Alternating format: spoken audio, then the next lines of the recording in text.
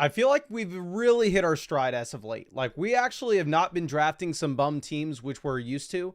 So I'm going to mix it up for you in this live stream. I may get a little bit weird. We're going to be entering the puppy as the first tournament here, because I'm fine maybe testing some new theories out with a $5 draft, right? Test them out with the $5 draft. That way, when I'm ready to go in the flock league, that way when I'm ready to go in the high stakes drafts on Underdog, I mean, maybe we've tried every single draft strategy from every single draft selection, and we know what we like, we know what we don't, and we have the full experience that we need going into the season. Here we get pick 4. So here's what we're hoping. I threw Devon Achane on the thumbnail of this live stream. My guy, make it to us at 21. Maybe we make this a little bit crazy. Maybe we make this a little bit weird by deciding to go running back out the gate and take like Barkley and Achane, Bijan and Achane, and see if we can play the catch-up game at wide receiver later. But I don't know. We'll see what happens in this draft. Obviously, we're going to be doing a couple of these in this live stream, but if you're watching this as a video later on, please make sure you go down there, hit that like button, subscribe to the channel if somehow, some way you haven't already, and hit the bell next to the subscribe button if you want to be able to come out and hang out with us in this live stream like all these beautiful people are able to every single day. And we actually have some people in this draft with us. We got Desire Best in here at 6. I saw we have Vinny in here with us at 5. And obviously we are in at 4. And like I said, we may try to get this to be a little bit of a weird team, a little bit of a crazy team. And we are going to be going with Bijan Robinson out the gate and possibly follow this up with another running back at 21, a running back like Devon Achane. But we will see. We will see. Hunter asking if Tyler Warren's going to be top 5 this year. Great profile, great draft capital. Issue with Tyler Warren is he goes to an offense where the passing volume's not really going to be there. But we see somebody says tush push banned. Has there been any official word on the tush push? Because if the tush push gets banned, I may start taking Barkley at 1. And I don't want to overreact here, but again, if 30 to 40% of those Jalen Hurts rushing touchdowns go over in the direction of Barkley, that will be massive. Okay. Yeah, I don't see any official ruling on the tush push yet. Okay. So let's move this down. Meeting to vote is Wednesday. Okay. The vote is out tomorrow. Maybe we are... Top Season Sicko says, won't hurt. It's just QB sneak. That's why I said Barkley's not going to get 100%. That's why I said Barkley may get 30 to 40% of those Jalen Hurts rushing touchdowns. Like, let's not act like the tush push is the exact same thing as a regular QB sneak. If that was the case, they wouldn't do it nearly as much as they do. Parav says, Bijan back-to-back years. How can you explain that after last year's usage from Atlanta? What changes have they made? Let's be on the same page real quick. Bijan was not a disappointing player at all last season. I'm fine running it back with Bijan Robinson. Obviously, his rookie season was maybe a little bit disappointing. But this is a running back that's played 17 games in back-to-back seasons. If you're looking at total fantasy points from last year, you get 341.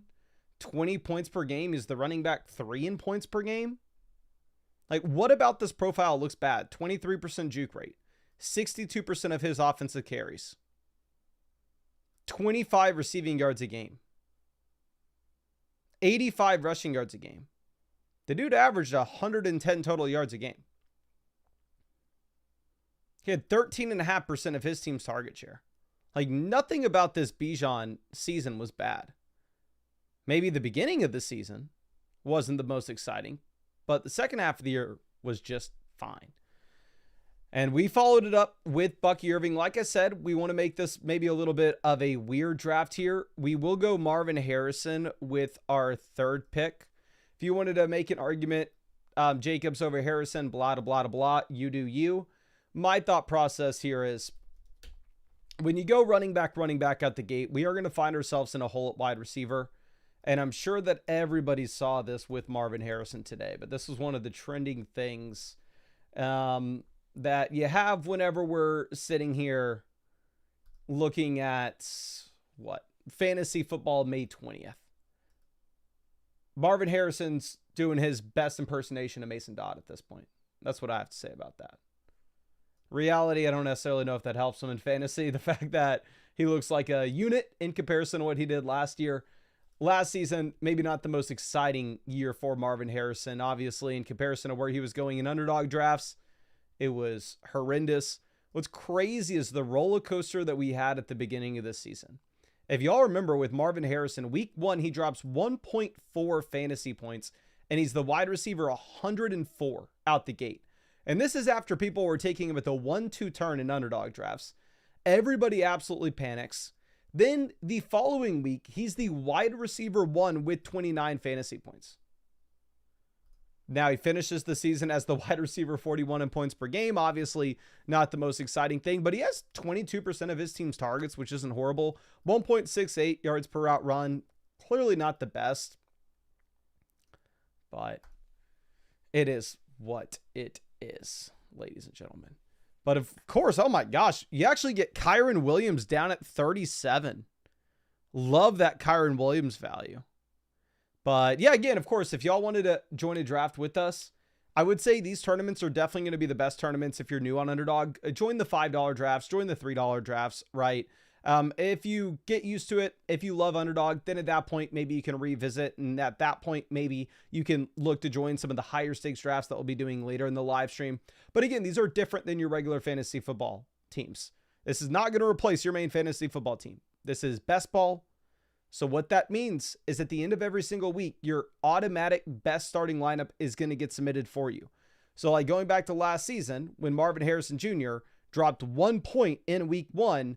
However, if we had Alec Pierce on the team that we drafted in the last round, Alec Pierce would have immediately slid into our starting lineup actually ahead of Marvin Harrison. So there's no time commitment at all during the season. You're not submitting your starting lineup weekly. And on top of that as well, there's no waiver wires. So you're going to be going extremely, extremely, extremely deep with these drafts. It's going to be disgusting at the very end, but that's why there's no time commitment at all during the year. That's how I'm able to draft hundreds of teams every season.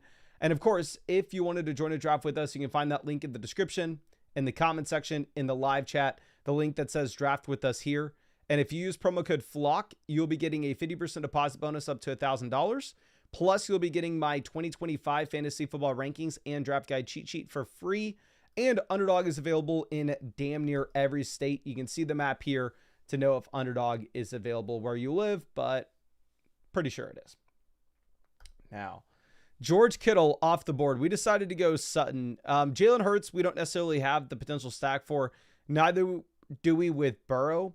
So I think we're going to keep it boring. I think we're going to continue to try to play catch up wide receiver here with Calvin Ridley.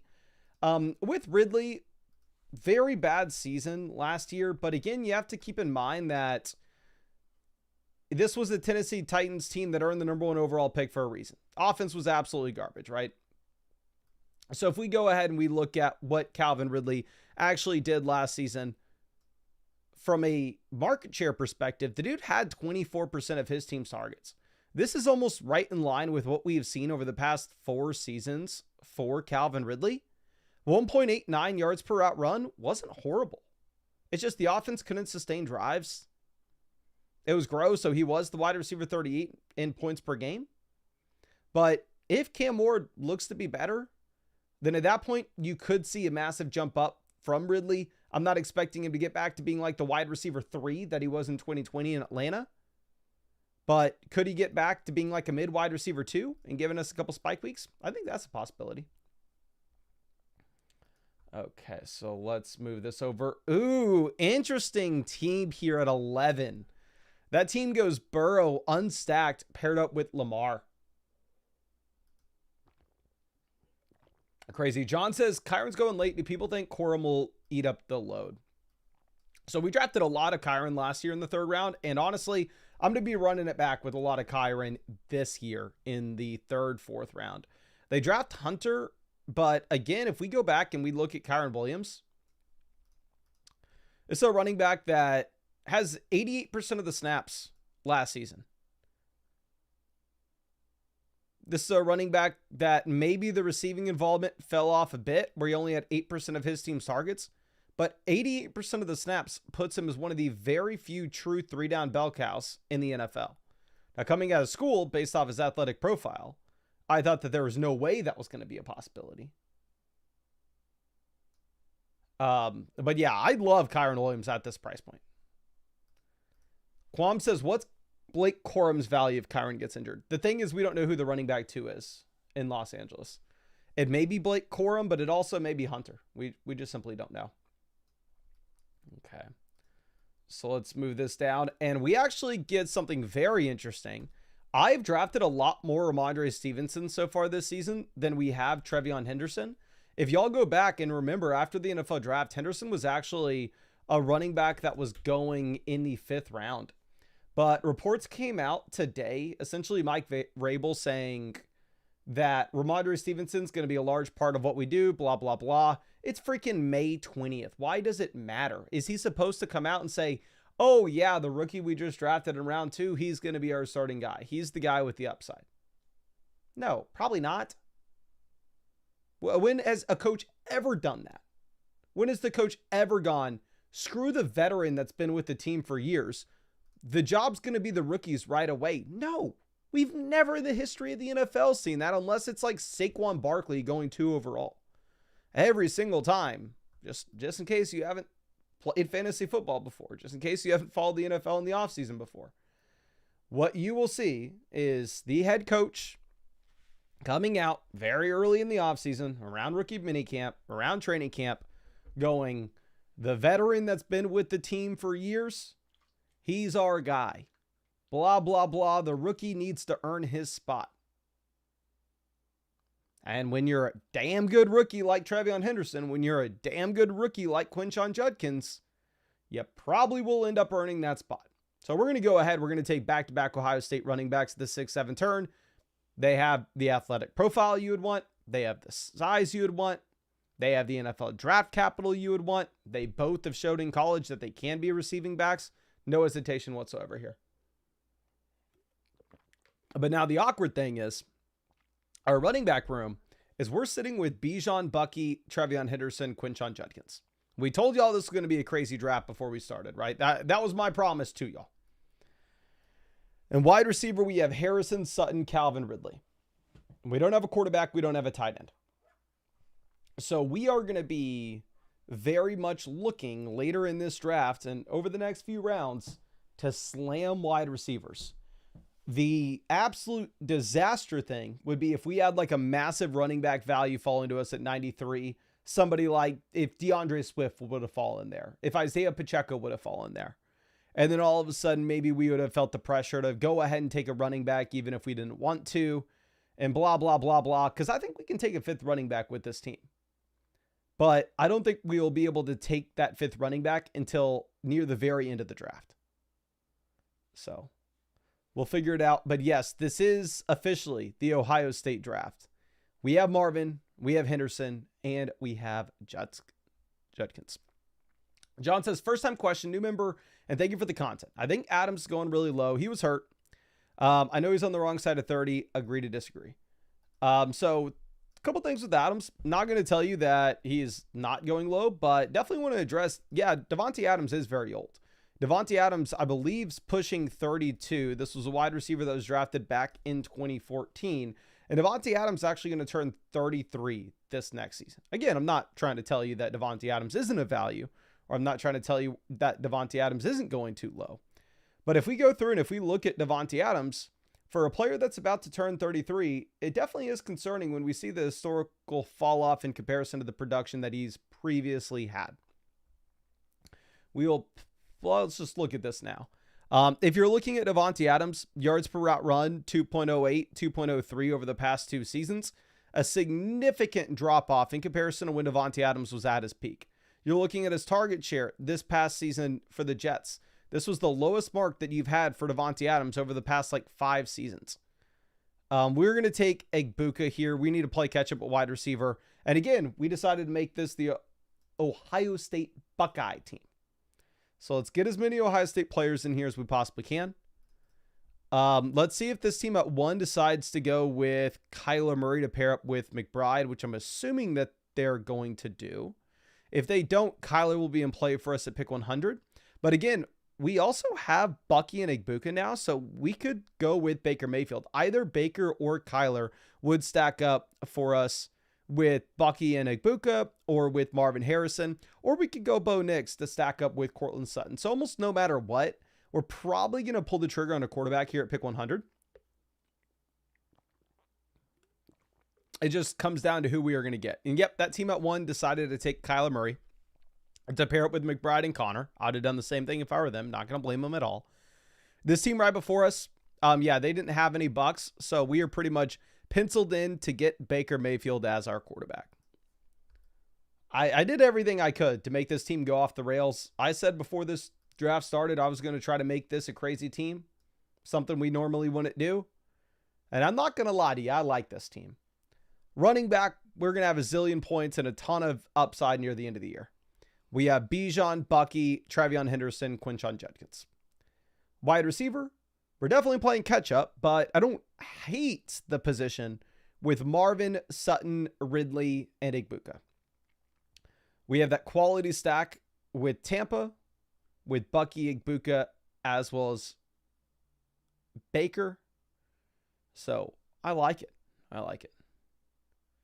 Okay, Alan says Stafford is a magician for fantasy production. Yeah, I'm not going to argue against that. But Floodgates is finally joining the Underdog app. I got to get in here. Oh my gosh, my guy. Floodgate, you've been with us for years. And you're finally hopping on Underdog?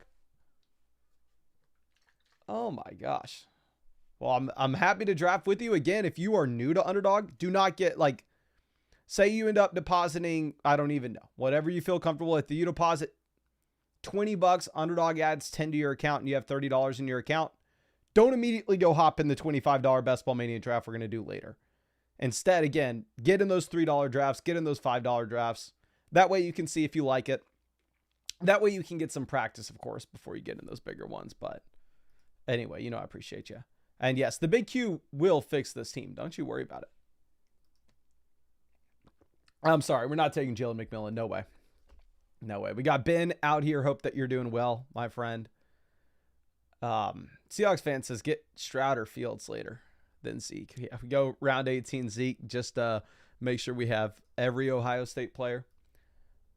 Let's move this down. Brock Purdy goes 113 to a team that had both Jennings and Ayuk. That's a very interesting team. I like this team. This is a solid squad. Who is that? If Aaron J is in this live stream, you got a killer team, my friend. Goff, we don't have any options for. I don't like the Marvin Mims price whatsoever. I think the only reason Marvin Mims goes here is given what he did in week 17. I hate to just continue to stack rookies, but we're going to take Loveland here. And let me again reiterate, I've taken Marvin Mims some whenever we have Bo Nix and I'm playing catch up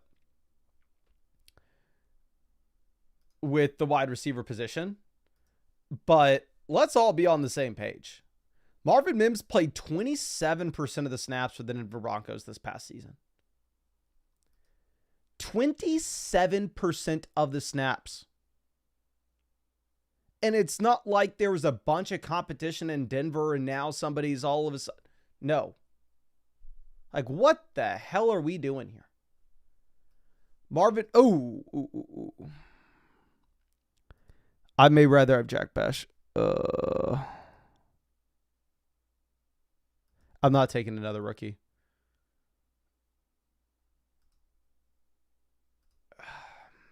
F it. What the hell are we doing? We're drafting him, apparently. That's what the hell we're doing. But again, I mean, the positive, week 17, he wins people an insane amount of money on Underdog when he drops 30 points. But Marvin Mims had 0 games with over 50% of the snaps this past season. At ADP, I believe Marvin Mims to be a very, very bad pick. Here he slides 6 picks past ADP. We need wide receivers desperately. I would really like Tyler Warren over Marvin Mims, to be honest with you. My only hesitation for this draft specifically is we are sitting with Henderson, Judkins, Egbuka, Loveland. 4 of our first 10 picks are rookies. Are we going to make 5 of our first 11 rookies? Probably not ideal.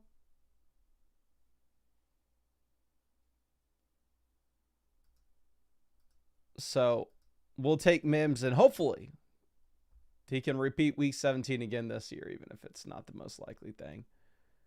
Evan says, has Jeep Guy still been around? I haven't seen him yet while I've watched. Yeah, Jeep Guy's been here. Floodgate says, thoughts on players coming off an injury like Diggs and Ayuk? I just don't know how to gauge them. So talked about this before, but I mean, it's obviously valuable in looking at what these guys were able to do before they got injured this past season. Like Stephon Diggs, for instance, gives you the very exciting week in terms of the receiving touchdowns, but not necessarily a super high target earner. If you look at Ayuk before he got injured, Brandon Ayuk was a bum. Brandon Ayuk was the wide receiver 55 in points per game. He was averaging 8.9 fantasy points per contest, and he had 1 game with more than 10 fantasy points out of the 7 games he played last season. Whereas we look at Godwin, and we can see Godwin is the wide receiver 2 in fantasy points per game last year, averaging about 20 points per game through the first 7 games that he plays, and he goes down with an injury. So at least having that baseline of like what those injured players were doing when they were healthy, I think is valuable. Of course, it's not a guarantee that they're going to be able to continue to carry that over. Okay, what are we doing? Do we just go Kincaid? I may like Ferguson more here.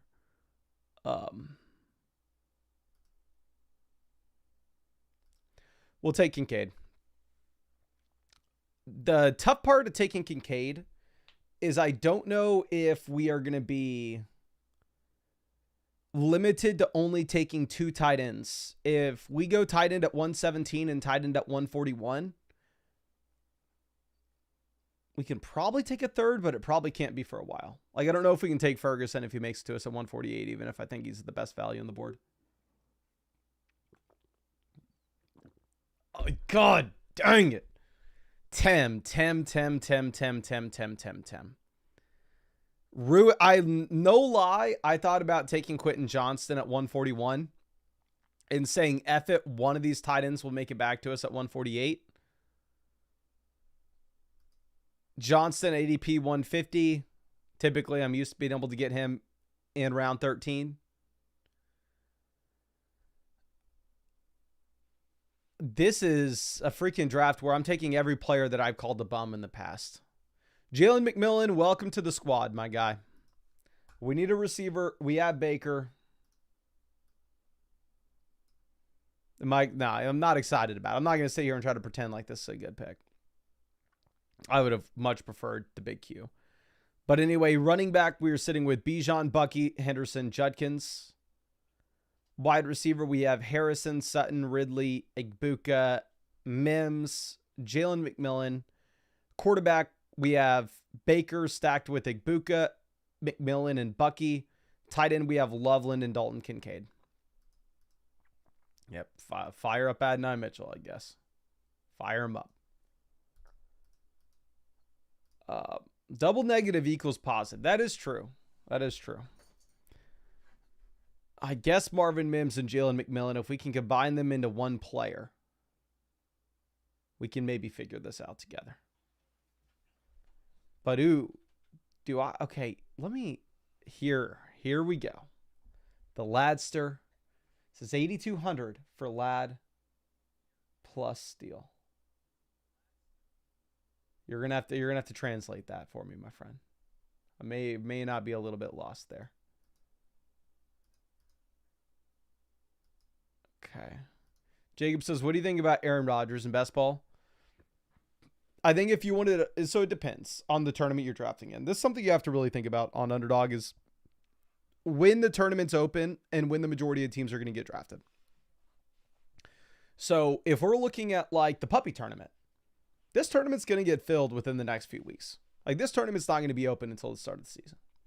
So if nobody is drafting Aaron Rodgers in this tournament and you think he's going to sign somewhere, you think Rodgers is going to, I don't know, go to Pittsburgh. Sure, mix in Rodgers in round 18 because even if he's not that good, if he's super low owned and then all of a sudden he comes out and he turns in a low-end quarterback one season and nobody else has him in the tournament and you get a pretty big spike week in week 15, that's amazing.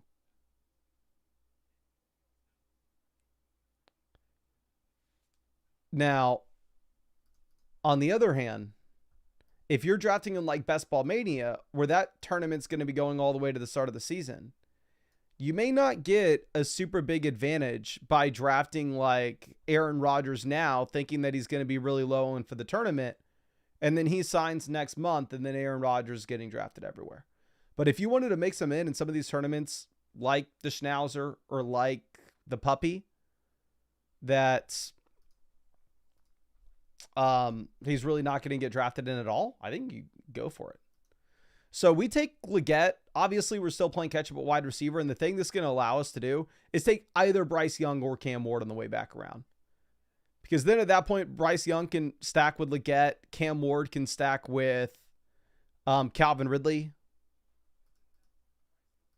I'm kind of fine with either or. We'll go Cam Ward. I literally have, actually, I was trying to think of any tiebreaker we could use to determine between those two quarterbacks. And strictly because we were sitting with this many rookies on the roster, I almost would have preferred to just go with Bryce Young. It is what it is. Like, it doesn't frankly matter too much. Bryce Young goes at 175. Okay. Well, let's move this down. Sorry, I'm trying to see something. Jake says, why did Underdog increase the rake so much this year? My guy, the rake's always been 10%. Best Ball Mania, the rake's 10%. What are we talking about? Are there other tournaments where the rake's extremely high? What's the rake in the Puppy? 11%? Is there anywhere else you're going to find the rake lower, my friend? But yes, we did get the news that I am going to be on the flag football team for the United States at the 2028 Olympics. They saw me at the BDG 7-on-7 and they went, we need this guy. Whatever you got to do, let's get him. But let me see where. I think Underdog tweeted that out. Yeah. Proposal for NFL players to participate in flag football in the 2028 Olympics passes by a 32-0 vote. Floodgate says, I swear if someone gets injured in this stupid flag football thing, I'm going to be so pissed. Will be frustrating. Tim says, what was your highest best ball payout last season? I had a team get to the BBM finals. Sadly, once we got to the BBM finals, that team did diddly squat. I don't know if that team had a higher payout than any of our big dog teams. We had a super high advance rate with the big dog. And probably had a higher payout with, I know we advanced like 3 Mastiff teams as well. But in terms of like the most impressive team that we had get by, I would say it was probably the team we got to the BBM finals, even if it crapped the bed once it got there. We're going to take Dalton Schultz here at 189. Going tight end 117, 141. I think we have the luxury where we can also take a tight end at 189. So we have 3 picks left. I know at the very minimum, this has to be an 8 wide receiver team. Like we have Harrison, Sutton, Ridley, Egbuka, Marvin Mims, McMillan, Leggett. The question is, do we go hyper fragile and only have 4 running backs and play catch up a wide receiver to the point where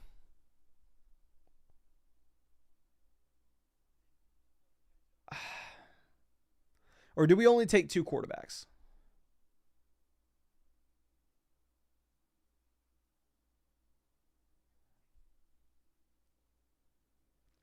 Because I almost think that there's a way that this team needs to get to 9 receivers. Alec Manor probably is the pick, but again, we have 1, 2, 3, 4, 5. Do we want a third of our team being rookies here? Probably not ideal, but we know we need another wide receiver. He does stack with Cam Ward. I guess we could have gone Lockett instead. You're right. We could have gone Lockett. God, we may end up having to do another $5 draft after this. I don't know if we're ready to go to BBM. We try to get a little weird with this team end. I do not love how it turned out. So the main question is, in the last round, I think at this point we're locked and loaded to 2 quarterbacks. Baker Mayfield, my friend, with Bucky, Egbuka, and McMillan. I need you to repeat what you did last season. If Baker is able to repeat what he did last season, our quarterback room could be just fine. Now, the issue is change of the coaching staff and overall regression for Baker Mayfield hitting. It's probably going to make that very tough. But you look at Baker's weekly output last season.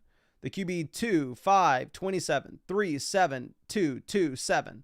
Then we had a 9, 8, 5, 6, 2, 11. Like you get a ton of usable weeks from Baker Mayfield.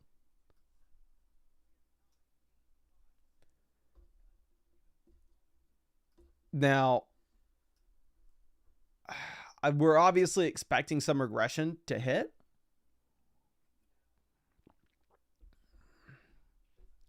But that's what this team would need. Or, I mean, I guess if Cam Ward comes out and he gives us the Bo Nix season. Like, if Cam Ward can be rookie season Bo Nix or rookie season CJ Stroud, maybe we have enough quarterback points.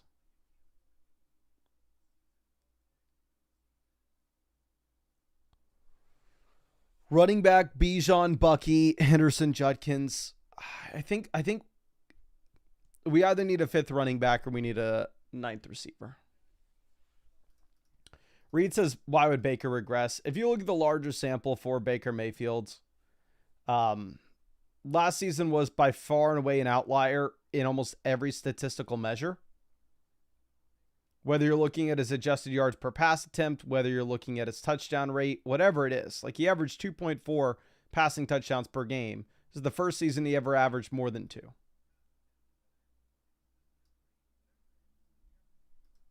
Nick says 5th running back room. I mean, Zane says the RB room's fine. Stop at 4. Is there any like... And we need a couple of these random wide receivers to break out.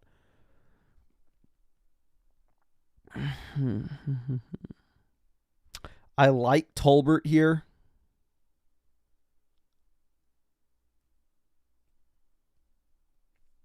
This is my thought process. 2 of our 4 running backs being rookies.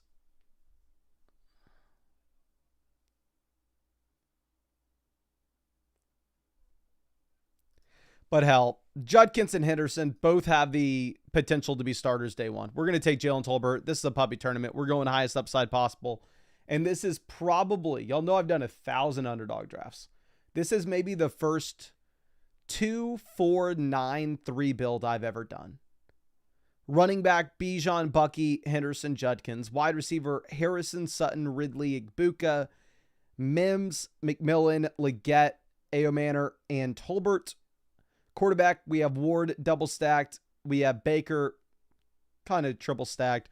And then tight end, we have Loveland, Kincaid, and Dalton Schultz. So Super weird draft. I told you at the very beginning we were going to do a crazy draft. And honestly, let's go back to a normal one. Let's get our feet under us and let's warm up for a BBM. So we're in the puppy. Again, this time we're going to be picking at 8. And let's see what happens. But, of course, please, if you have not done so already, go down there, hit that like button, and hit the bell next to the subscribe button if you want to be able to come out to the beginning of these live streams. K11 in this draft with us at 10. Drew says, Green Bay receivers are hard to take again. It's the same thing as last year. They all get like 120 points for the entire. So here's what you need with Green Bay receivers. None of it matters if this doesn't change. Jordan Love last season averaged 28 passing attempts per game. 28 passing attempts per game. None of these Packers receivers are going to be viable. If you can get Love up to 34 again, if you can get Love up to 250 passing yards and 2 passing touchdowns per game, then maybe all of a sudden the Green Bay Packers receivers are interesting again. But I think that's almost more important than like trying to figure out exactly what we have there. John says, Vinny, what's your secret? You're in almost every draft he does. Is Vinny in here with us again? Vinny is in this draft with us again in here at 1. We got K-Miz in here at 4. We got Alex in here at 11. Peck Birdman, first draft with us, drafting right behind us at 9. Happy to have you, my friend. YB Y'all says, will Ginty get 1,000 plus this year? It's actually funny, just in case y'all haven't seen this already. Obviously, Underdog has pick'ems. And one thing is, this Chase Brown pick'em for higher 45.5 rushing yards is literally free money. But they put out NFL season pick'ems. Let's see what the Genty one is.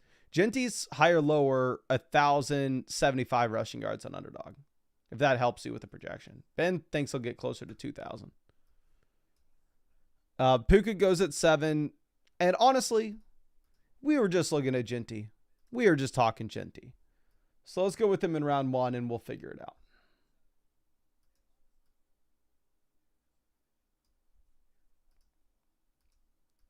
Alex wanted Vinny to take Saquon at 1. Vinny decided to go Chase instead.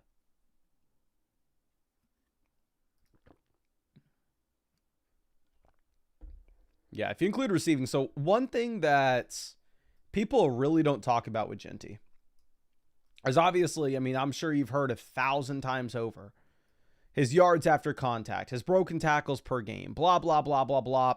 No reason for us to discuss any of it just because it's been said, again, 1,000 times over. But what's very interesting that nobody talks about is as a sophomore, Ashton Genty led all running backs in college football in receiving yards per game.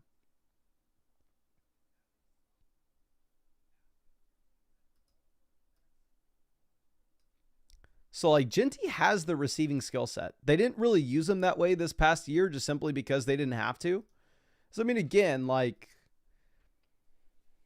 you're giving Ashton Genty the ball and he's averaging 8 yards per carry. Why do anything else? Why try to get creative and throw him the ball out of the backfield when you could just hand it to him?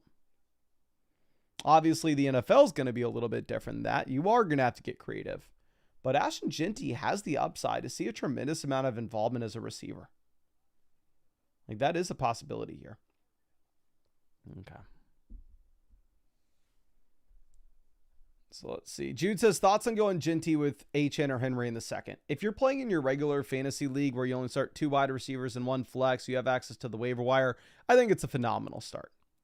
The difficulty with it on Underdog going like Genty and then HN is, again, you saw our draft in the last one where you just kind of fall behind at wide receiver and things get very difficult.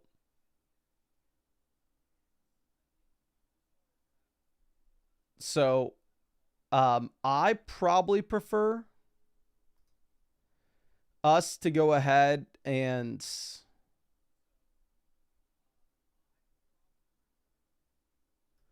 just get the wide receiver in round 2. It's pretty easy.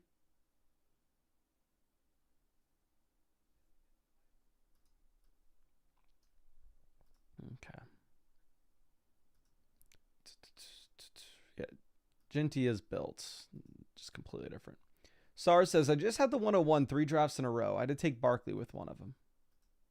Doesn't sound like a bad problem to have. I mean, y'all saw 2 days ago and the day before, we had a string of drafts where we could not get anything other than pick 11.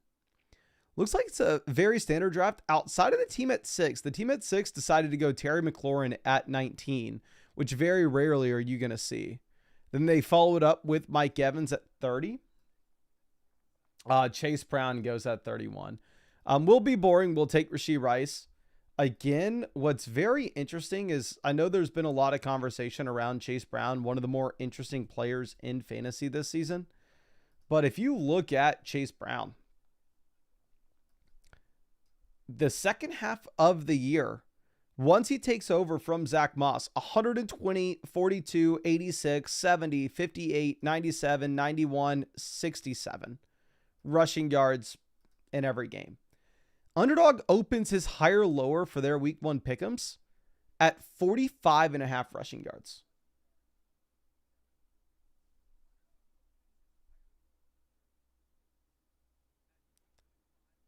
So, I think that's very interesting, but that is just me. Dear God, we got a bug flying around this place. It's bothering me. Worthy goes. That is very frustrating. We are hoping to get Worthy here, to be honest with you. I'm not really taking Travis Hunter ahead of McMillan. Again, I think both wide receiver prospects are great. Oh my gosh. Let me go close the thing for the dog.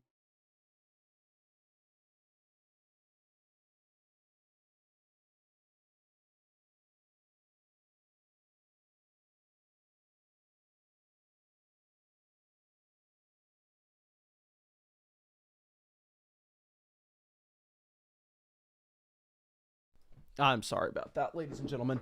But if we're looking at McMillan versus Travis Hunter, I think both wide receivers are very strong prospects. The difference between them, in my mind, is when we get to August, I would expect everybody who is stepping into fantasy football that through the entire draft process, when they watch the NFL draft, they heard Travis Hunter is a defensive player first. And I think when we get to August, there's a real shot that Travis Hunter does fall 12 picks in comparison to where he's going right now. Because when you're drafting in May, you're drafting only against sickos, where we're all telling ourselves Travis Hunter is going to be a full-time offensive player. Maybe he plays a little bit of defense. But I don't know. You just have no concern whatsoever with McMillan. I think he's an elite wide receiver prospect himself. And I don't see him getting that same fall as we would have with Travis. Okay, so Kittle goes 49. I would have loved to get Worthy at 41 and gone Rice, Worthy, and then looked for Mahomes later. Jaden Daniels falls around 5. This may be the first time I've seen Daniels fall this far. MXC says, what do you think of Ted McMillan for regular redraft leagues? I think McMillan's a great wide receiver prospect. Again, like, you can actually pull up the prospects page on the site. And if you look at the grade of McMillan in comparison to wide receivers since 2016 as prospects, the only players that graded out higher were Lamb, Chase, Harrison, and Neighbors. Like, McMillan's an elite level wide receiver prospect. Don't get it wrong.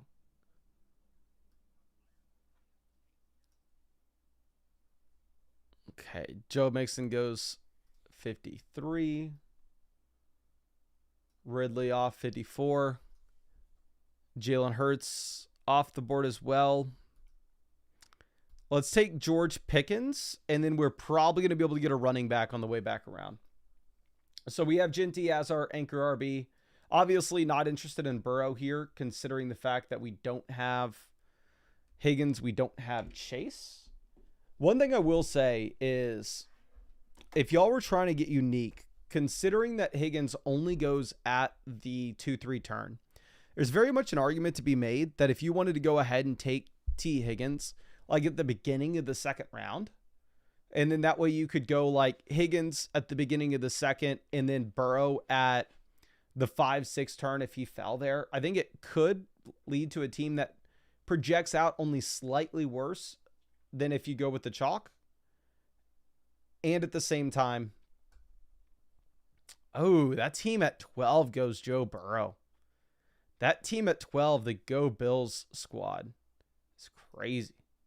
But yes, the Ladster's in here, so we got to go Pickens. And Drew, I saw with the very relevant question, asking us thoughts on the new Morgan Wallen album. Now, this is what I'm here to talk about. This is what is important. Henderson goes, do we get that running back we were talking about? No, we do not. So we are going to take Godwin. What's very interesting, again, is going back to that team at 12. They are really shaping up this draft by only going one wide receiver through the first 6 rounds. They're almost taking the exact opposite approach that we are. We are going with an anchor RB. They're going with an anchor wide receiver with Brian Thomas. Okay. This is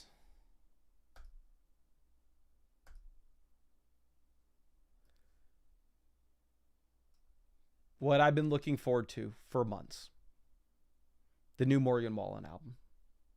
And you know what? He comes out, drops it 3-4 days ago at this point, and it was a masterpiece. Let me look at the track list real quick. I'll tell you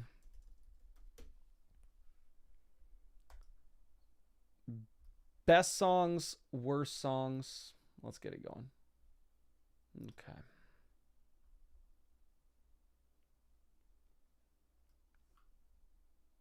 We'll move this over here because I know not everybody's interested in this. I Got Better, phenomenal. This is amazing. What I Want, phenomenal. Just in Case, phenomenal. Falling Apart, phenomenal. 20 Cigarettes, phenomenal. TN, great. Missing, great. Where'd That Girl Go, great. Kiss Her in Front of You, great. Love Somebody, great. I Ain't Coming Back, great. Jack and Jill, great. Drink Until It Does, great. Smile, great. Crazy Eyes, great. Lies, Lies, Lies, amazing. Let me know if y'all have listened to the album, what your favorite songs are, but so many solid options. Now, let's move this over. Pollard goes 77. Swift goes 78. So we have a run on these running backs. We are going to be taking... Actually, I'm not taking... Who do we want here? We're going to take Mahomes. Couple different reasons. One, Diggs and Ayuk are less appealing for this squad in my mind, because if we go through and if we look at the construction of our team as is, we have Rice coming off significant injury. We have Godwin coming off significant injury. And we have Ted McMillan, a rookie. I'm not counting Genty as a rookie, saying Genty's going to start slow. Genty's going to crush it, no matter what. But when we have this many players that project out to start a little bit slower, these guys like Brandon Ayuk and Stephon Diggs are not that exciting for me.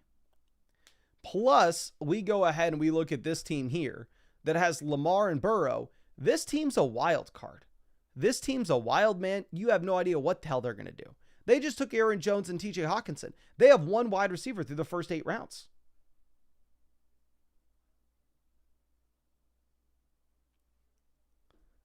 So, for us to go with like Ayuk and also we have Rashee Rice, so we can go for the stack, of course.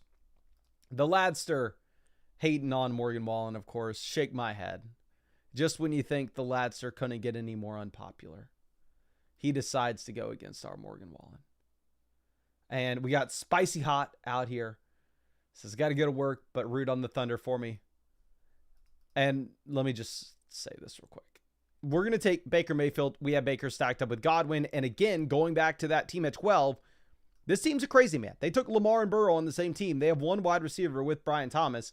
They very easily could go with another quarterback and just completely throw out the quarterback position in the rest of this draft. So we'll go Baker. We'll stack him up with Godwin. But yes, if I was looking at the teams that are left between New York, Indiana, Oklahoma, and Minnesota, Oklahoma, I don't know what team I'd root for. Probably Oklahoma. To be honest, I don't really care.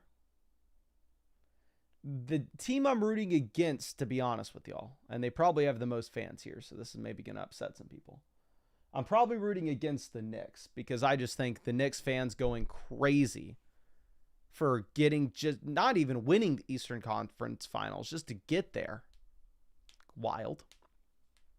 So, probably rooting against the Knicks. Outside of that, for you, Spicy Hot, I'll be rooting for Oklahoma, but I don't really care. Nick wants the Wolves to go for it. Yeah, Team 12 is just donating. Ooh. Bagel telling us Waddle Silva. Don't tempt me, my friend. Don't tempt me. Drucifer, happy to see you, my friend. Happy to see you. But Slobbery says, honestly, I'm so mad at the team at 12. What is Blood doing? I mean, he's donating. Whenever I'm in a draft with like the team at 12 here, I'm not complaining. I'm thankful for it. There's a 10% rake. That means one team in every draft pretty much has to pay the rake. This team just volunteered for it.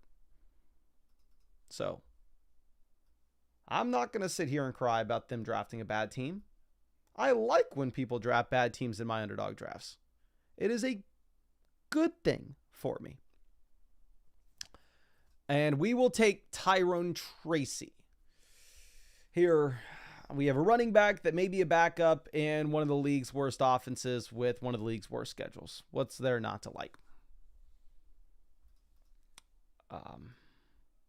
Yes, that's one less team that we have to compete against for advancing. Yeah, we do have a lot of Drews in the flock. I will say I've been to New York twice, and both times I've been to New York have only been within the last 12 months. Like obviously, I'm a small town Texas boy, but I was not a fan of New York. If I'm being completely honest with you. Like, whenever I went to visit New York, not a fan. Coming to visit California, beautiful. This team at 12, maybe they decided that, yes, they need to start drafting wide receivers. They take Rashad Bateman as their second guy.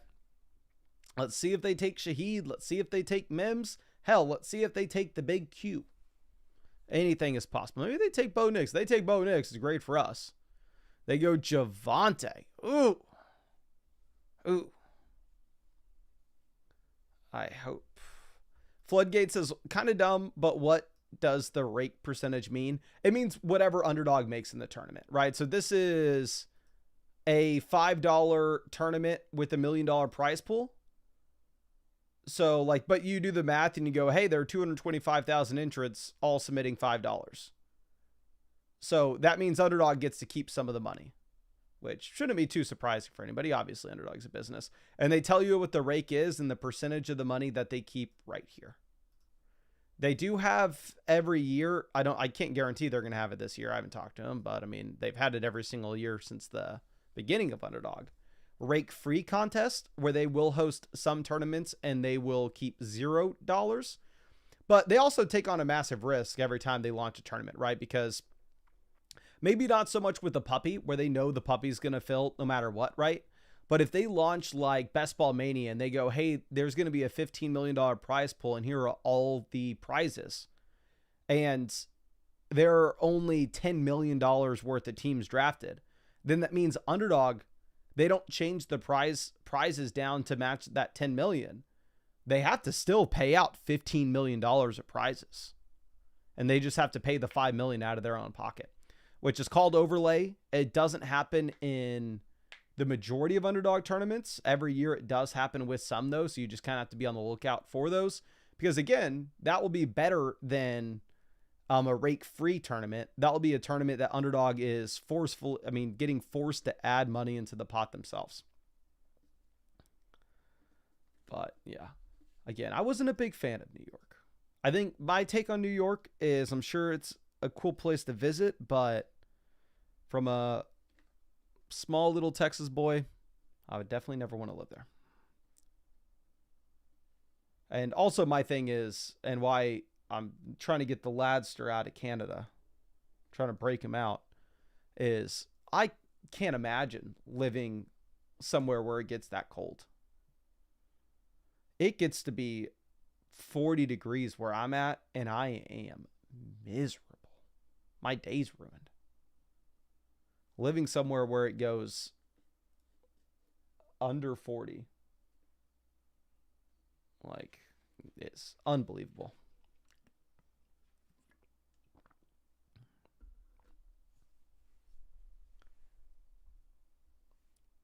So Lawrence, Justin Herbert, both go. Good for us to see the quarterbacks off, right?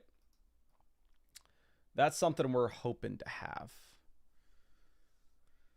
So Jordan Love goes, we're going to take David Njoku. Now, I know you can make an argument for us to take Hollywood Brown, pair him up with Mahomes. We do already have the Rice Mahomes stack. My thing is, this team at 12 has skewed the wide receiver value in this draft dramatically, where through the first 10 rounds, the only two wide receivers they drafted were Brian Thomas and Rashad Bateman. So, like, I don't think this is the draft where we need to be reaching on wide receivers, especially when my own wide receiver core is London, Rice, McMillan, Pickens, and Chris Godwin. I think we're fine at wide receiver. Frank says, there's only 3 problems with New York: the rats, traffic, and parking. Yeah, the second time I visited New York, I don't think I saw a rat. But we were also staying in Hoboken, so not exactly New York, but we had travel into the city. The first time I stayed in Brooklyn, the first, 30 minutes walking around the street, I may have seen 15 rats. Insane. But the same thing whenever we were in Paris, which is one of the only other big cities I visited before. Massive. Let me tell you all this story. So this is when we were in Nice, France, which is like on the coast of the Mediterranean.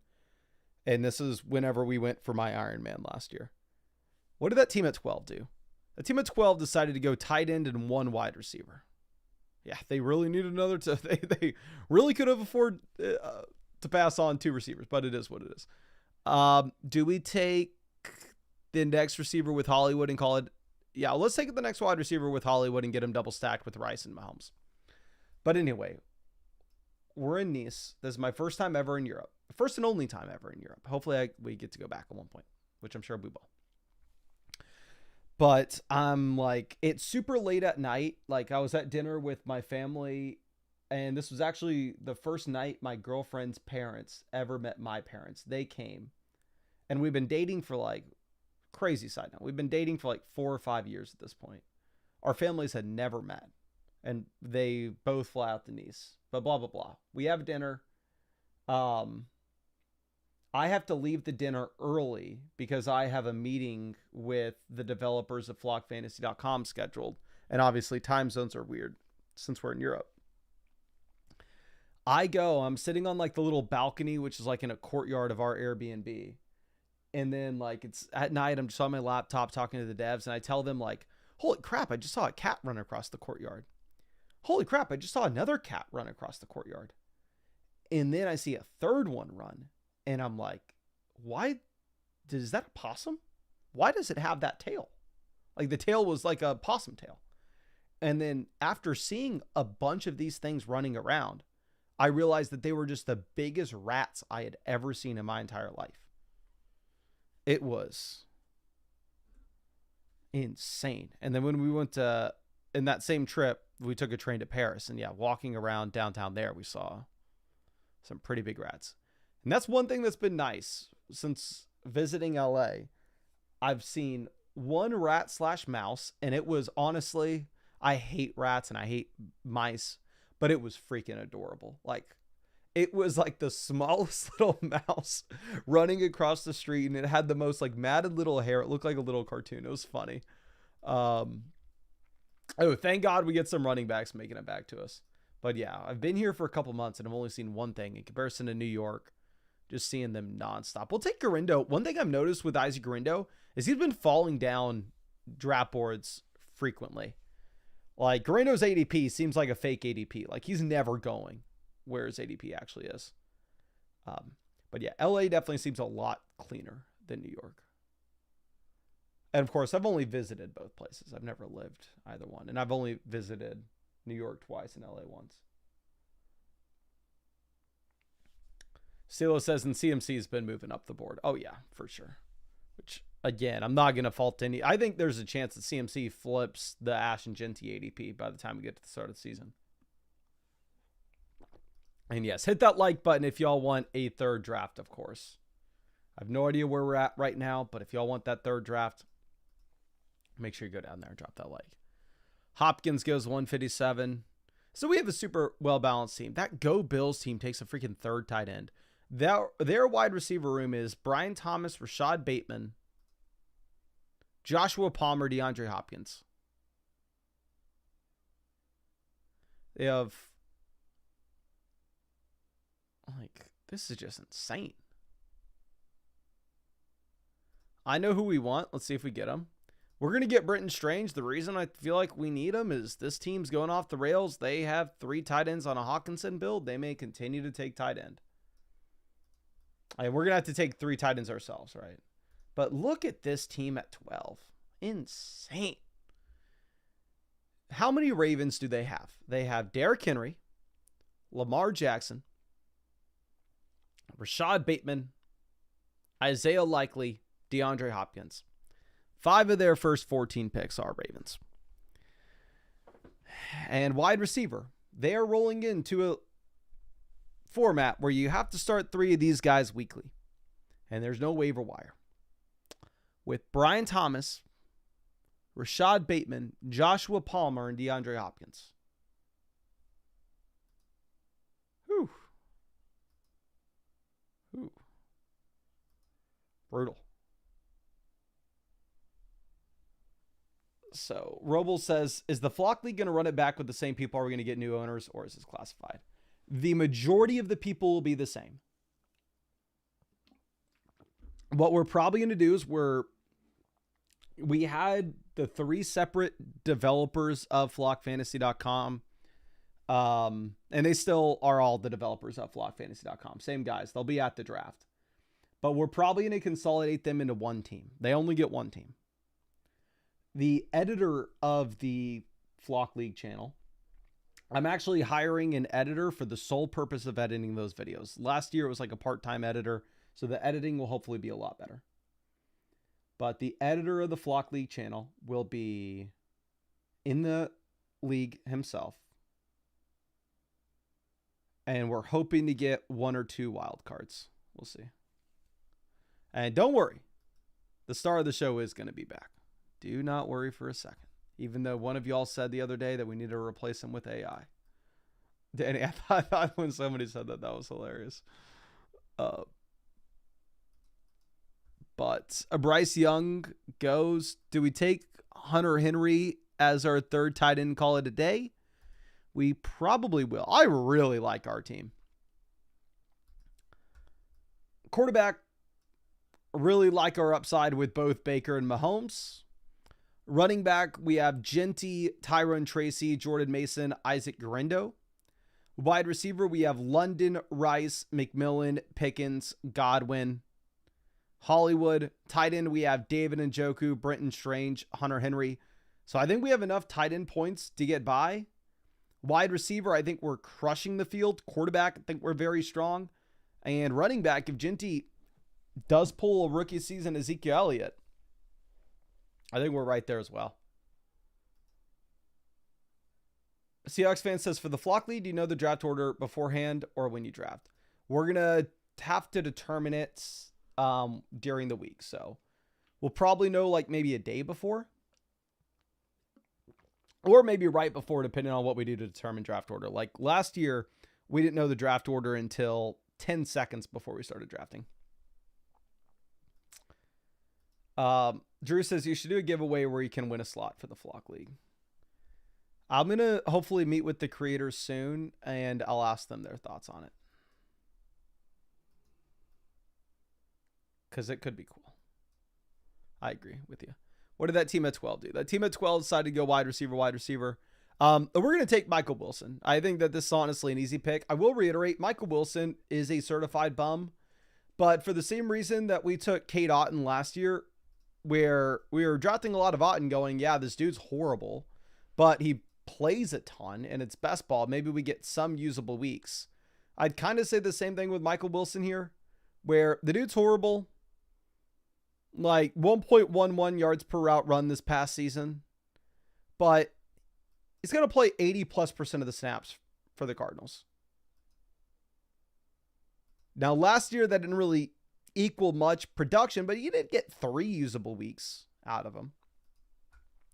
And it's very tough to say that about any of the other wide receivers in this range, right? It's not like Demario Douglas is that great. It's not like Darius Slayton's that great. So it looks like we are going to get another draft going after this one. Ladies and gentlemen. Two Shot says, my hot take is Jordan Mason takes Aaron Jones' job, except in passing downs, which would be interesting. Amon says, how much is the Flock League costing?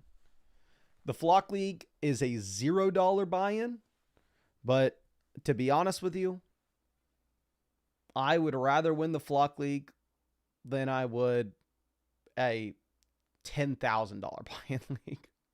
Like, it comes with all the pride and the value of winning it from a brand and perspective is massive. So there's no league that unless obviously I'd rather win Best Ball Mania than the Flock League. That's not going to be a surprise to anybody. But let's say this puppy tournament, $100,000 to first or win the Flock League. Pretty damn close, if we're going to be honest. BBM win, easy over a Flock League title, for sure. But we will take Dobbins. I may make this a 6 RB team, to be honest with you. Even though we go running back in round 1, our next drafted running back's not until pick 104 with Tyrone Tracy. Our running back room is Ginty, Tracy, Mason, Garindo, J.K. Dobbins. I think we're probably going to walk away with this team with 6 running backs, which typically isn't the case when you go running back in round 1.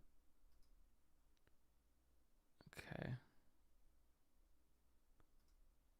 Yeah.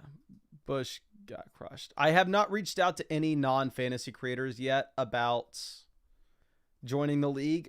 I probably will. I keep on telling myself I'm going to do it soon.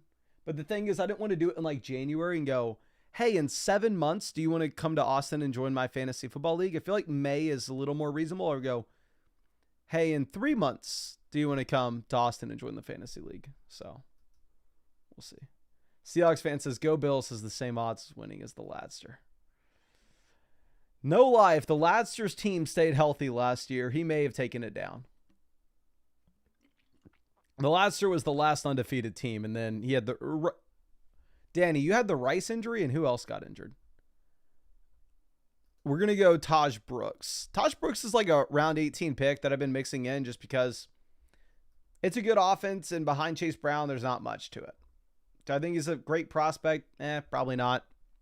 But I don't think you have to be a phenomenal prospect to score points in Cincinnati if somehow you ever walk away with that job. Okay, but let me get in a Best Ball Mania draft. I actually really like that team that we just drafted.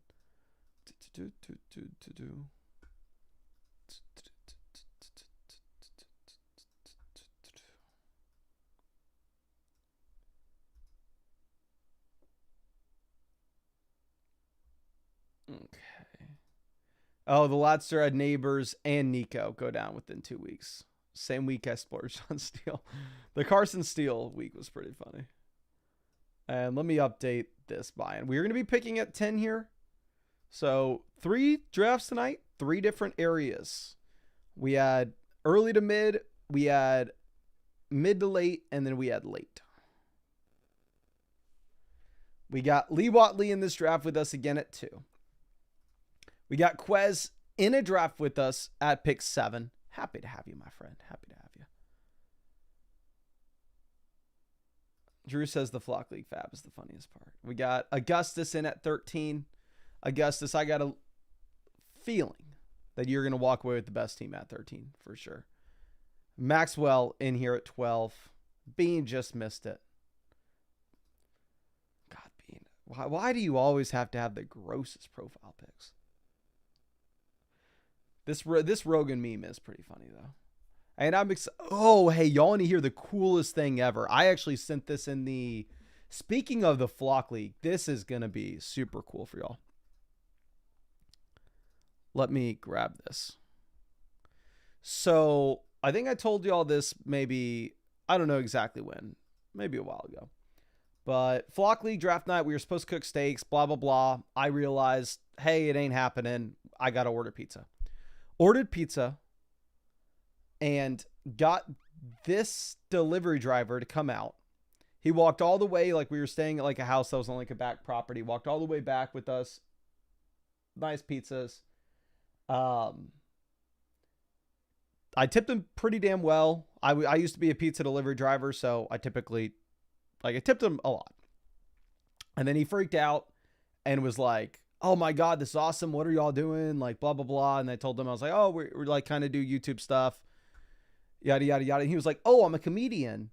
You should follow me on Instagram. What's your Instagram? What's your Instagram? And I kind of didn't want to be interacting with this dude forever, you know? So, I gave my Instagram. He DM'd me. I never DM'd him back, but then I saw this pop up on Kill Tony, the #1 best interview of all time, Kill Tony record holder. This was the pizza delivery dude.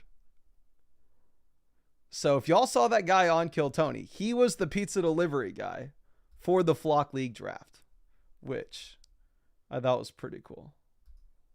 But I hadn't thought about this guy for like a year or anything, and like since the draft, obviously. And then the second that he pops up, I go, I think he looks familiar. And then he referenced that he delivers pizza from Jet's Pizza on South Lamar. And I was like, oh my God, that's where I know him from. Which is crazy. Yeah, Alex Tarshoon. Amon says DM him back. Let me see if I can... Okay, we get CMC. Hell yes. We get McCaffrey and Neighbors to start this draft off. This is a draft that can turn $25 into $2 million. Let's freaking go. Let me see if I can find his Instagram DM. Ooh, if I can find his Instagram DM right now. This would have been forever ago. Hopefully I accepted it. Okay. Alex.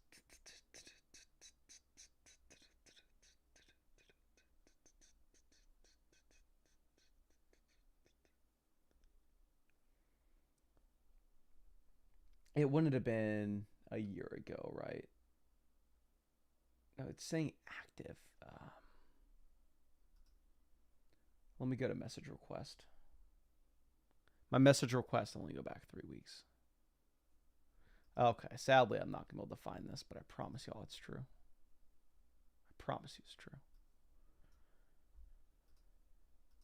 J-Mo asking if we're going on Rogan soon. Oh, I would love to go on Rogan. Would be nice, but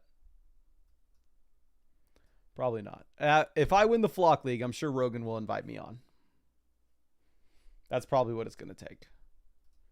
Brandon says, McCaffrey just went at the 101 in my puppy draft. To be completely honest, from a uniqueness perspective, because McCaffrey only goes at the 1-2 turn, if you took McCaffrey at pick 1, if you took McCaffrey at pick 2 in one of in a puppy draft, for instance, you would have a completely unique combo. Like if you go like McCaffrey and then like Garrett Wilson and Marvin Harrison, two guys that only go at the 2-3 turn, there may be nobody else in that tournament that has those three players. And obviously, like taking McCaffrey at 1, if he hits his top end range of outcomes, Like, it's not like you're sacrificing any upside. His upside's higher than anybody up there. So it seems crazy to see someone say that. Like, where we get McCaffrey at 15, to hear somebody say in another draft they just saw him go at 1. But I completely get it. And honestly, it may be a good move in a tournament. Now, obviously, in your regular fantasy football draft, you don't need to go crazy. But here, Underdog is a little bit different.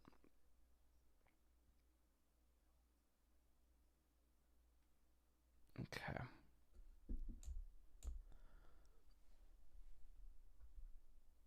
So, Joshua says London went 3rd in his BBM draft. Crazy.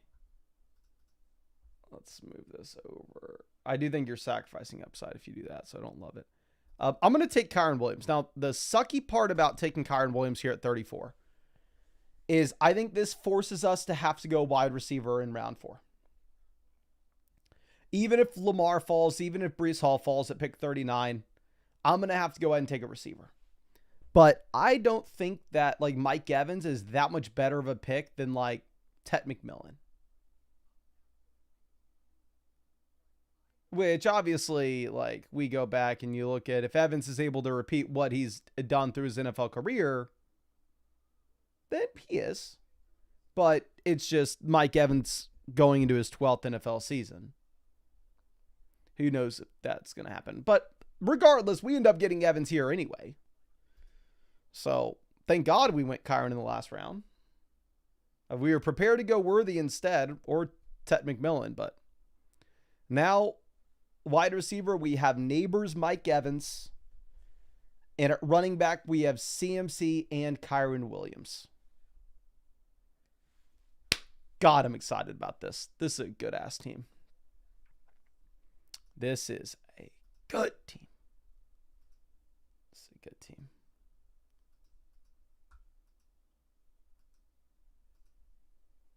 Zach says, what happens if 3 people have identical teams and win Best Ball Mania together?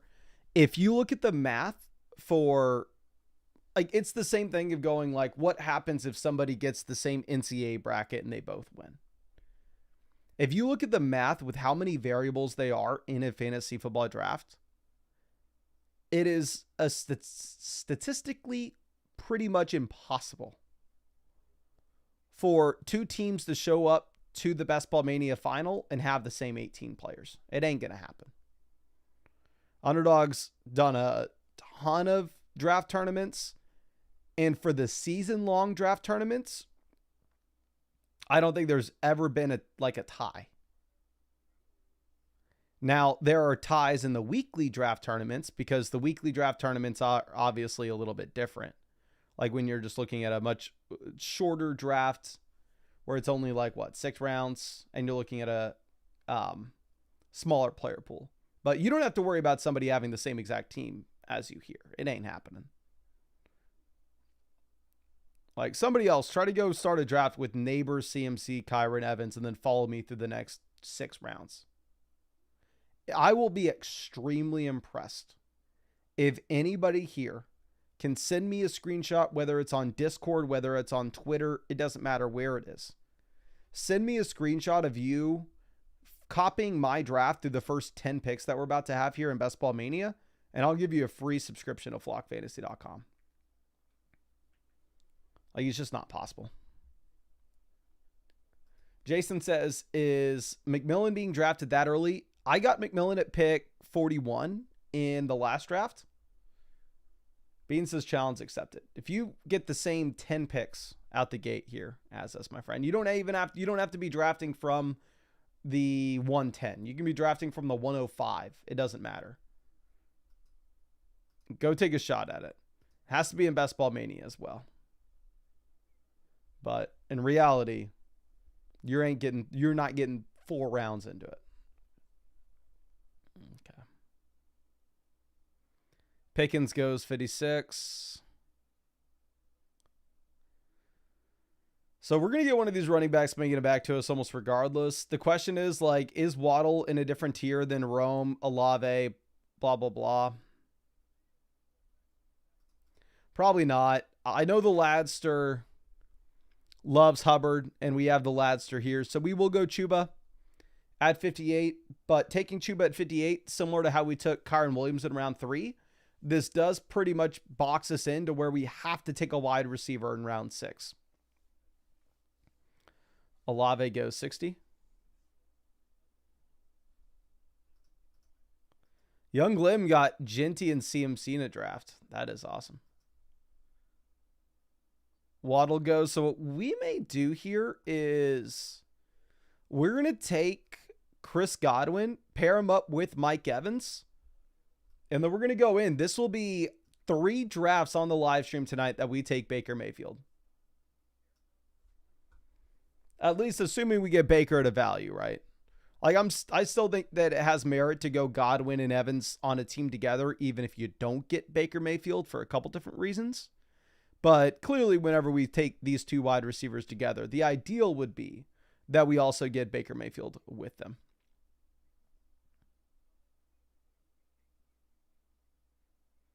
Okay. Laporta goes 66. I freaking love our team. Yeah, wide receiver, we have Neighbors, Evans, Godwin. Running back, CMC, Kyron, Hubbard.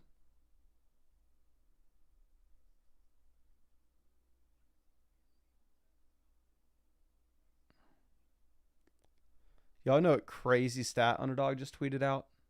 Caitlin Clark has 42 games in her WNBA career. She has the most 25.10 assist games in WNBA history. How is that even possible? How few points do people score in the WNBA? What's the average score of a WNBA game? Young Glim says, do you think Wandale's a solid pick? I think Wandale's like a receiver that gives you a floor, but a big issue is like Underdog's half PPR, right? So like you go through and you look at Wandale Robinson from this past season, you have some crazy games with his reception volume, but what was Wandale's best game from a receiving yardage standpoint? 71 receiving yards. Definitely more appealing in full PPR than he'd be in half PPR.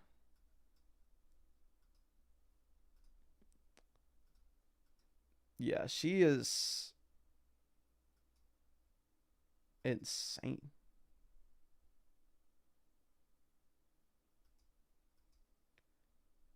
Okay.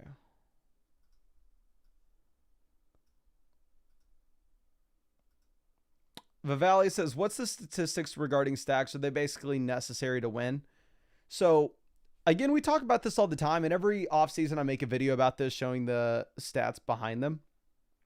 But general rule of thumb is whenever we make like a selection of Mike Evans in round 4, what our team has to happen, or more likely than not has to happen, is the Bucs need to have a good passing offense. Baker Mayfield can't get injured.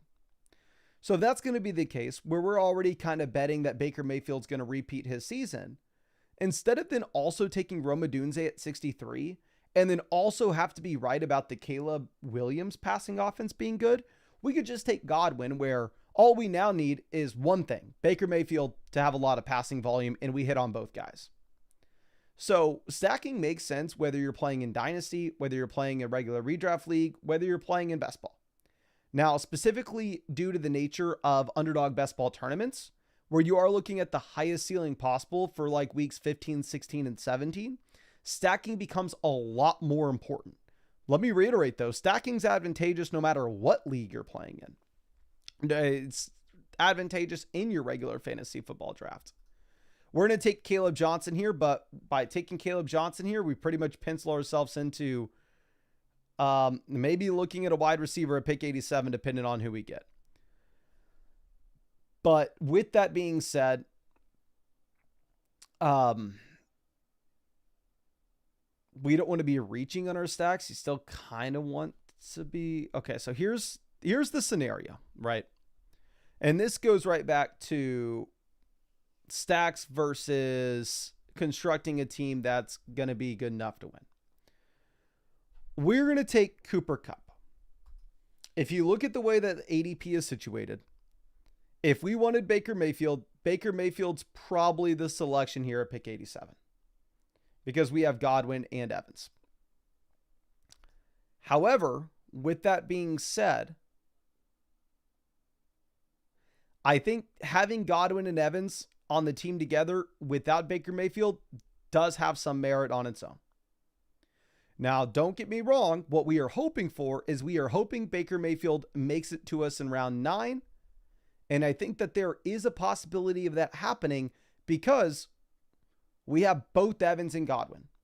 The only team that we're going to have to dodge is the team that takes Igbukah. And that team does have Patrick Mahomes at pick 79. So there is a realistic shot that we get a quarterback like Baker Mayfield making it to us in the 9th. But looking at the wide receiver board, we weren't going to have any wide receivers available at the 9-10 turn. And I'll show you when we're on the clock. So the ideal is we get Baker making it back to us.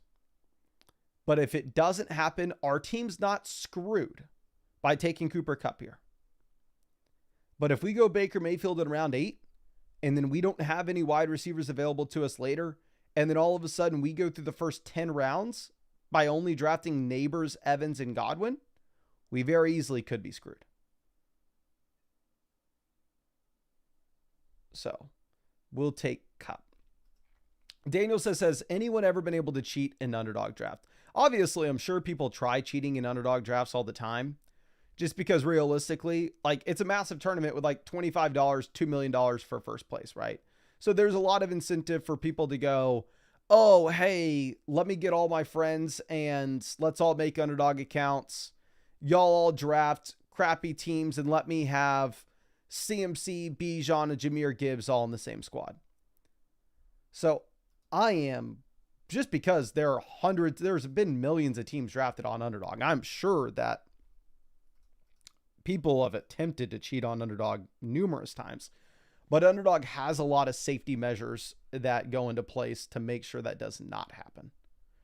Now, Baker Mayfield does go off the board at pick 101, which obviously is sad for us. Obviously, we were hoping to get Baker. It is interesting to see that team take him at 5 that has seemingly no Buccaneers stack whatsoever. They don't have Bucky. They don't have Igbukah. Like, the team I was worried about taking Baker was actually this team that took Trey Harris at pick 103. But let's move this over. Reed says, well, you've been in drafts that get deleted because of cheating. I don't know if I've gotten in drafts that have been deleted because of cheating. I've gotten in drafts that have gotten deleted for like a reason of maybe a drafter just trolling by like taking... the real quick, we're going to take Jaden Higgins. A big reason in taking Higgins here at the 106 is now that we miss out on the possibility of us getting a Baker Mayfield, we do need to put ourselves in a position in which we can target some of these other quarterbacks later. And by getting Jaden Higgins, it does give us the ability to target CJ Stroud. But yeah, we've been in drafts that like somebody takes, I think last week somebody took Shedeur Sanders in round 1, right? Yeah. And that draft ends up getting deleted and that person gets, I'm sure they got suspended. I don't know. I didn't follow up on them. Because it ruins the draft contest integrity. But I wouldn't say that that person that was drafted Shedeur Sanders in round 1 was cheating. I think that they are more so just trolling the live stream. Okay.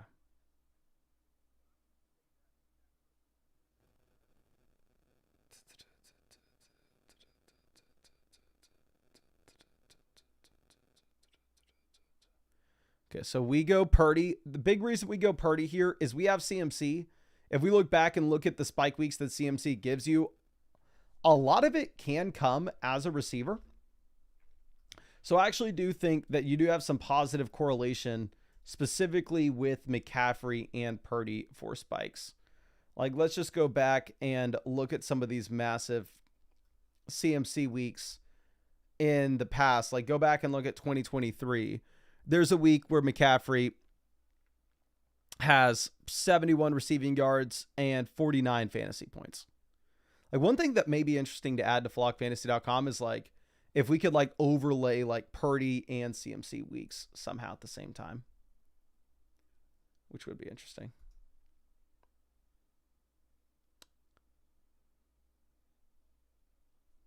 But we have Dak, May, McCarthy, Fields. Fields making it down to 122. This is... Lee Watley gets a massive discount on Fields, and he has Garrett Wilson.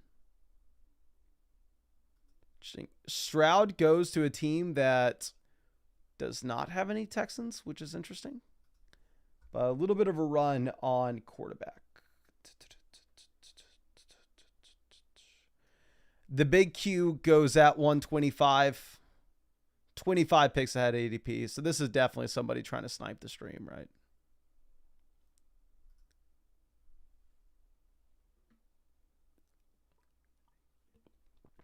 ETN off. Herbert goes as well. One thing we could do is go like Christian Kirk and go like, what if Nico goes down and Jaden Higgins and Kirk both get a bump up with their target volume? We could go Jack Besh, and that opens us up to Geno Smith a little later on. But we actually will probably take Jordan Love here, because we can take Jordan Love, and then we have Packers options later. Like we can grab Tucker Kraft at 135. And even if we weren't to get Kraft, we can get Romeo Doubs. We can get Dontavian Wicks at the very end. So Love is kind of like a nice little backstop here at quarterback for us. Jaden Blue goes, we will take Tucker Kraft as our first tight end. I feel like we take a ton of Kraft. But now quarterback, we have Purdy and Love. We have Purdy stacked up with CMC. We have Love stacked up with Tucker Kraft. Wide receiver, we have Neighbors, Evans, Godwin, Kupp, Higgins. Running back, we have CMC, Kyron Williams, Chuba Hubbard, Caleb Johnson, and then tight end, we have Tucker Kraft. Okay. Lee asking if we like his team here. Let's check out the team at 2 for Lee. I saw that you had the good Fields value.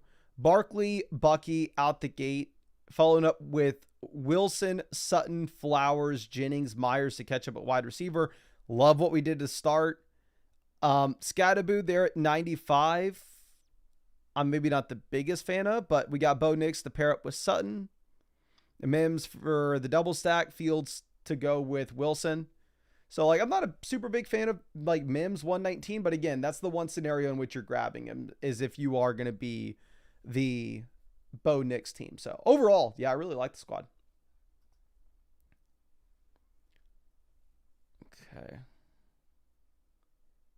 Yeah, getting Fields at the massive discount. I was like, Fields 122, this seems like a reasonable range where you can make the case for the upside that he has, right? Where typically where Fields is going like next to Bo Nix, I'm like, these other guys have just as much upside and maybe less downside. But getting Fields with a multiple round discount, I think you're in a great spot. Okay. So Bronski says, I saw you already talked about Morgan Wallen's new album earlier. I Got Better is on repeat at the moment. I Got Better is a damn good song. I Got Better maybe the, let me pull up the track list again, but I Got Better maybe the best song on the album. That wasn't pre-released. Lies, Lies, Lies is amazing, but I've been listening to that song forever.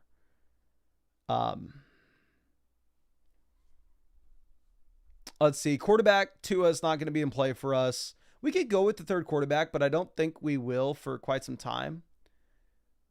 Cedric Tillman, Algier.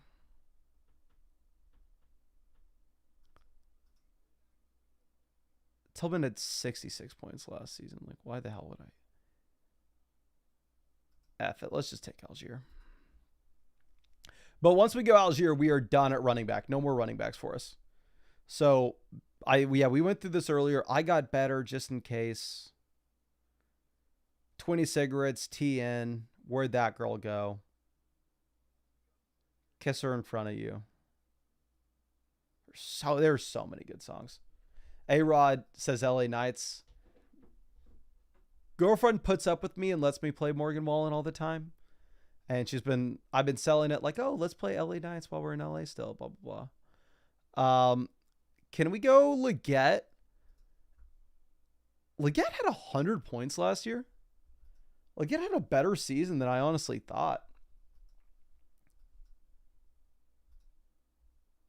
Wide receiver 67 from a per game perspective. Dude only played 16 weeks.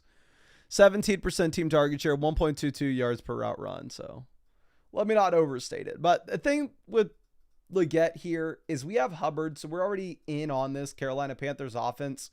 And we could also follow it up later by potentially going Bryce Young if we wanted that third quarterback. That was a good shot. Bryce Young goes well before our pick, right? Bryce Young's ADP is well before our selection. And again, we don't need a third quarterback. We have Purdy. We have Love. The only way we would take a third is if we get that massive discount. But I think that sets us up for this possibility.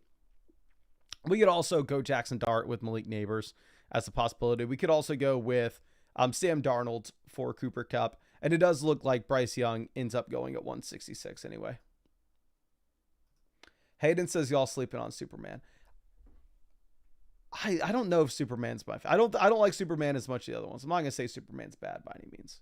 The only songs that I think are bad on the album, Come Back as a Redneck. So here's what I don't like from Morgan Wallen. And I'm a massive Morgan Wallen stan. I've been forever.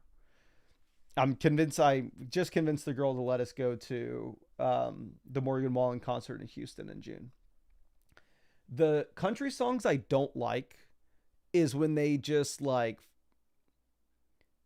go through and like lean into, hey, this is country. I have to talk about trucks. I have to talk about blah, blah, blah. I have to talk about all the stereotypical country stuff. I don't like that. Like, so all the maybe one of my favorite albums ever is Morgan Wallen's Dangerous album, like the double album. But disc 2, where it's all just like rednecks, red letters, red dirt, beer don't, something country ass shit, like need a boat, like anything that just like hits the truck, drink beer, like, like the stereotypical country stuff. I'm like, do we really got to be doing this? Come on, Morgan. But Darius says, hey, Mason, love your weekly videos during the season. Just bringing a really cool vibe to your streams and videos. Really appreciate you, my guy. And I see you got the profile pic flexing on us out here. But let's move this down. I mean, if we could have got Big Q, the squad would have been OP. They had to stop us from getting the Big Q. They had no other option. Frymuth goes. I was actually interested in taking Frymuth here. I may go with the third quarterback. We go quarterback 111, 130. I think we can afford a third quarterback at 178. We will take Sam Darnold, and we will pair him up with Cooper Kupp. But obviously, once we go Darnold, we are done at quarterback through the rest of this draft. And we're done at running back as well. We're just wide receiver, tight end. We need 2 more tight ends, so that means we get 1 more wide receiver. And I'm going to take Schultz, pair him up with Jaden Higgins, maybe make that consolidated bet that the Texans passing volume is better than what people are expecting. Or maybe you get a Nico Collins injury and we get the bump in target share for both Dalton Schultz as well as Jaden Higgins. But overall offenses that we've like made the bet on. We made the bet on the Niners offense with CMC and Purdy. We made a bet on the Bucs offense with Evans, Godwin. We made a bet on the Panthers offense with Hubbard and Leggett. We made a bet on the Seattle offense with Kupp and Darnold. We made a bet on the Texans offense with Higgins and Schultz. And the Packers offense with Love and Kraft. Okay. Ben says round 18, Savion Williams, Mason, no balls. We may be going Wicks round 18. Ben says a great song I recently found is So Far by him. It's beautiful match of country, rock and roll, and rap. I will add this to my Apple Music right now. And oh my gosh, don't even get me started about something real quick. We're far enough in the live stream where I'm allowed to start saying this stuff. So far by him. Who's it by? I can't find it. Okay, but anyway, here. I got a new watch. I got the Garmin Fenix 8. I had to switch from the Apple Watch Ultra. I'm doing the 100-mile ultra marathon. It's going to take like 24 hours. This lasted me for the Ironman, but this thing would die for the ultra marathon. This thing's supposed to last. So I just switched. And for everybody who says that Garmin watches are better than like the Apple Watch Ultra, you're so wrong. This thing freaking sucks. Second thing is having to listen to Spotify. Like, I can't do Apple Music on this. I'm having to do Spotify. God awful. Maybe Spotify's better on the phone. Maybe Spotify's better on the computer. But Spotify on this watch in comparison to Apple Music on my other watch, because that's really the only thing I need the watch for. I need the watch to play music for like an iPod, so I don't have to carry my phone. And I need the watch for to track my workouts. That's it. Wide receiver, tight ends. We're going to take Jatavion Sanders. I guess this is going to be a full-blown Panthers team. So how I usually listen to music is I'll go on a run and I'll go, hey, I'm going to listen to this album. I'm going to play this album, whatever it may be, and I just want to play it all the way through. I can't do that on Spotify on this watch. The only thing I can do is I can create I have to create like playlists, download the playlist to the watch, and I can't even like scroll through like the list of songs in the playlist to go, hey, start playing it from here. Because that's what I thought I could do. I added on for instance, I have a Drake playlist where I just added every Drake album. And I want to be able to go through and say like, oh, I want to listen to this Drake album from 2013. Let me scroll, hit play, starting there. We're going to take Dontavian Wicks to pair up with Jordan Love. And I love our team. But it won't let me it only lets you play the playlist from the very beginning or shuffle the playlist. Like, it seems like Spotify is set up in a way that, this is what I was telling my girlfriend. It seems like Spotify is set up in a way that Spotify's goal is they don't want you to find your own music. They don't want you to like go on and play an album, which is what I'm used to. I just want to go to an artist I like, play an album I like from start to finish. What Spotify seems like it's set up for is it's like, hey, we know your music better than you do. We're going to suggest everything and we're going to play whatever we want. So Apple Music, at least on the watch, because again, I'm only using them on the watch. And this, I have Spotify Premium on this thing. So it's not that. Maybe I'll keep you all updated. I've only had this watch for 2 days now. And I only got Spotify set up on it yesterday. And I've only done 2 runs with the Spotify. I tried to do YouTube music and it wouldn't let me do YouTube music. I said I couldn't do YouTube music offline, which is the main thing I need. Because again, from my, just in case anybody here is ever interested in getting into running or getting anything fitness related, here's what you need. You need a watch. If you're willing to spend a decent amount of money, Apple Watch Ultra is great. As long as you're not going to do like a 100-mile race where it needs to have over 100 hours of battery life. What else you need is you need open shock headphones.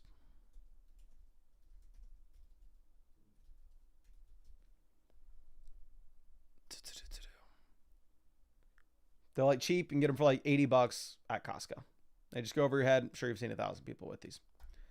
But what's the best, in my mind, what's the most fun thing ever to do is get offline for a bit, leave the phone at the house, have your music downloaded on your watch, just like an iPod.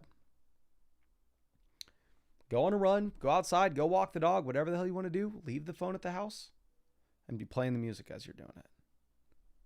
And, in my experience, and everybody that's like super into fitness says the Garmin's better. So we'll see if that ends up happening. Because all my friends still made fun of me for using an Apple Watch. Like, you're supposed to be like a casual if you use an Apple Watch, supposedly. So far, I'm here to say Team Apple Watch unless you absolutely have to have it for like a 100-mile race. I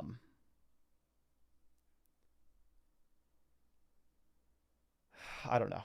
But long story short, I just wanted to ramble that the Garmin so far has sucked. Spotify so far has sucked. Apple Music and the Apple Watch Ultra is what I'd recommend. And if you want to get an Apple Watch Ultra, go to apple.com, use promo code FLOCK, and you will get 30% off any Apple device, and you will get my free 2025 fantasy football draft guide. So that's apple.com, code FLOCK. But that's all I got for y'all.